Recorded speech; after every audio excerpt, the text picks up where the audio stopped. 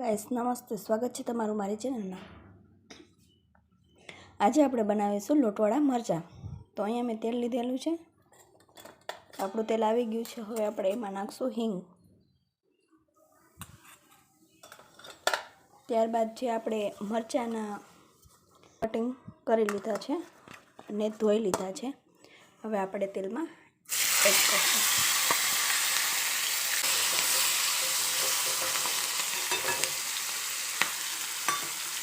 હવે આપણે એમાં એડ કરીશું હળદર,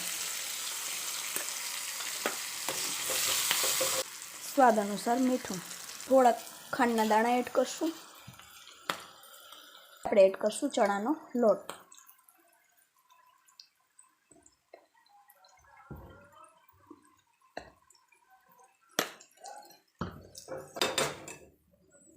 હવે આપણે એમાં એડ કરીશું થોડોક લીંબુનો રસ।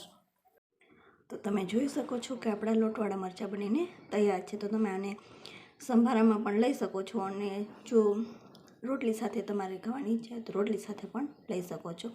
તો તમને મારી રેસીપી પસંદ આવી હોય તો લાઈક અને સબસ્ક્રાઈબ કરી દેજો। જય માતાજી।